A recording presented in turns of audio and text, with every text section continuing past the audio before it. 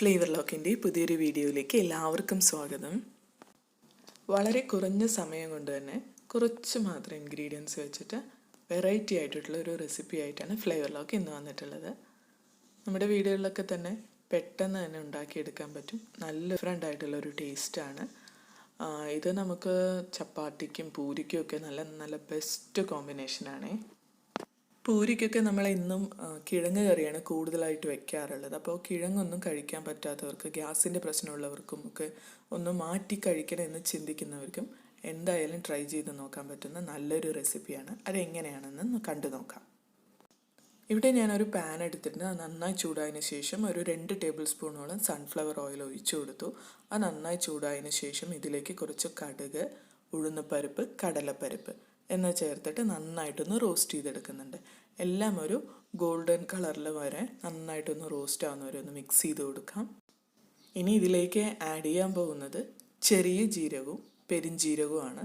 ഇത് രണ്ടും ഓരോ ടേബിൾ സ്പൂണോളം കൂടി ഞാൻ എടുത്തിട്ടുണ്ട്. അതോടെ നമുക്കിതിലേക്ക് ചേർത്ത് കൊടുക്കാം. ഇതിൻ്റെ നല്ലൊരു ഫ്ലേവർ ആ ഓയിലിലോട്ടും കറിയിലോട്ടും ഇറങ്ങുന്നതിന് വേണ്ടിയിട്ടാണ് ഇപ്പോൾ ചേർത്ത് കൊടുക്കുന്നത്. എന്നിട്ട് നന്നായിട്ടൊന്ന് മിക്സ് ചെയ്ത് കൊടുക്കാം.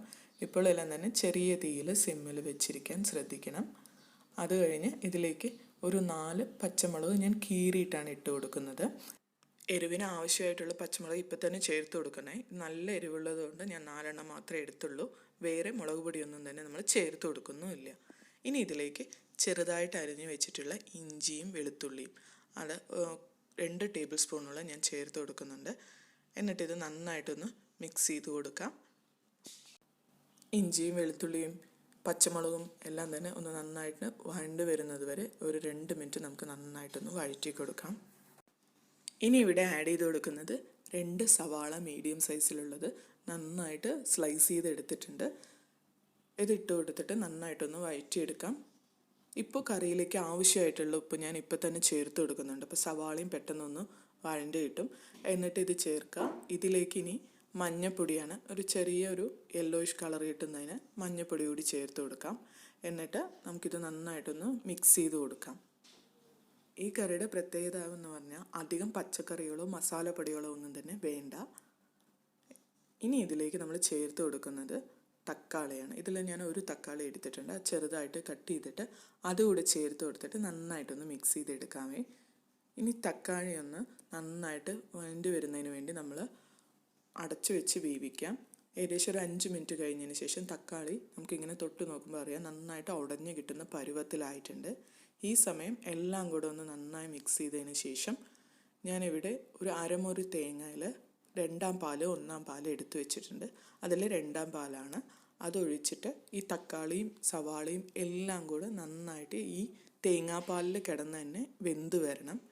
ഇനി ഇതിലേക്ക് നമ്മളൊന്ന് അടച്ചു വെച്ചിട്ട് ഒരു 7-8 മിനിറ്റ് നന്നായി വേവിച്ചെടുക്കുക. അപ്പോൾ നമുക്ക് കാണാം നന്നായിട്ട് ഗ്രേവി എല്ലാം തന്നെ കുറുകി വന്ന് തുടങ്ങിയിട്ടുണ്ടാവും. ഇപ്പോൾ കണ്ടില്ലേ, ഏകദേശം നല്ലൊരു ഗ്രേവി നന്നായി തിളച്ച് തുടങ്ങിയിട്ടുണ്ട്. ഈ സമയം നമ്മളിതിലേക്ക് വറുത്തിട്ടുള്ള കടലപ്പൊടിയാണ് ചേർത്ത് കൊടുക്കുന്നത്. ഇത് നേരിട്ട് ചേർക്കരുത്, കട്ട പിടിക്കും. അപ്പോൾ ഞാനത് ഒരു 1/2 കപ്പ് വെള്ളത്തിൽ നന്നായിട്ട് മിക്സ് ചെയ്തെടുത്തിട്ടുണ്ട്. അപ്പോൾ ഫോർക്ക് ഉപയോഗിച്ച് നമുക്ക് കട്ടയൊന്നും കുത്താതെ നമുക്ക് നന്നായിട്ട് മിക്സ് ചെയ്തെടുക്കാൻ കഴിയും. എന്നിട്ട് ഈ വെള്ളമാണ് ഇതിലേക്ക് ചേർത്ത് കൊടുക്കുന്നത്. എന്നിട്ട് നമ്മളിത് നന്നായിട്ടൊന്ന് മിക്സ് ചെയ്ത് കൊടുക്കാം. ഇപ്പോൾ ആവശ്യമുണ്ടെങ്കിൽ ഉപ്പ് ഒന്നുകൂടി ചേർത്ത് കൊടുക്കാം കേട്ടോ. കാരണം നമ്മൾ എക്സ്ട്രാ തേങ്ങാപ്പാലും വെള്ളവും എല്ലാം ചേർക്കുമ്പോൾ ഉപ്പുണ്ടോ എന്ന് ഒന്നുകൂടെ നോക്കണേ. എന്നിട്ട് ഇത് നമ്മൾ ചെറിയ തീയിൽ വെച്ചിട്ട് തുടർച്ചയായിട്ട് ഇളക്കി കൊടുക്കണം. എന്നിട്ട് ഇതൊരു 10 മിനിറ്റ് നമുക്കിങ്ങനെ ഒന്ന് വേവിച്ചെടുക്കാം. അപ്പോൾ ചെറിയ തീയിലിരുന്ന് വെന്ത് നല്ല കുറുകി കറി നല്ല പരുവത്തിലായിട്ടുണ്ടാവും. ഇതിലേക്ക് അധികം മസാലപ്പൊടികളൊന്നും ചേർക്കുന്നില്ല. എങ്കിൽ പോലും 1/4 ടീസ്പൂൺ അളവ് മീറ്റ് മസാല ഞാൻ ചേർത്ത് കൊടുക്കുന്നുണ്ട്. നല്ലൊരു ഫ്ലേവർ തരും. എന്നിട്ട് ഇത് നന്നായി മിക്സ് ചെയ്ത് കൊടുക്കുക. ഇതിന് ശേഷം മാത്രം നമ്മൾ ഇതിലേക്ക് നേരത്തെ എടുത്ത് വെച്ചിട്ടുള്ള 1/2 കപ്പ് കട്ടിയുള്ള തേങ്ങാപ്പാൽ അതുകൂടി ചേർത്ത് കൊടുക്കാം. എന്നിട്ട് ഇത് ചെറിയൊരു തിള വരുന്നത് വരെ അടച്ചു വെച്ചാൽ മതിയാവും. അതിനുശേഷം തീ ഓഫ് ചെയ്തിടണേ. എന്നിട്ട് നമ്മളിതിലേക്ക് ഒരു 1/4 ടീസ്പൂൺ ഗരം മസാല കൂടെ ചേർത്ത് കൊടുക്കുന്നുണ്ട്. എന്നിട്ട് നന്നായിട്ടൊന്ന് മിക്സ് ചെയ്തെടുക്കാം. തേങ്ങയുടെ 1ാം പാൽ ഒഴിച്ചതിന് ശേഷം അധികം തിളയ്ക്കേണ്ട ആവശ്യമൊന്നുമില്ല, ഓഫ് ചെയ്ത് കൊടുക്കാം. അപ്പോൾ നമ്മുടെ വളരെ ടേസ്റ്റി ആയിട്ടുള്ള ഈ ഒരു കറി ഏകദേശം റെഡിയായി വന്നിട്ടുണ്ട്.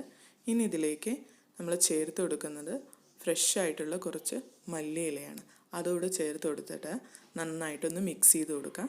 നിങ്ങൾക്ക് കാണുമ്പോൾ തന്നെ അറിയാം നല്ല ക്രീമി ആയിട്ട് നല്ല ഒരു കറി റെഡിയായി വന്നിട്ടുണ്ട്. ഇനി ഇതിലേക്ക് അവസാനം നമ്മൾ 1 ടേബിൾ സ്പൂൺ നെയ്യ് കൂടെ ചേർത്ത് കൊടുക്കുന്നുണ്ട്.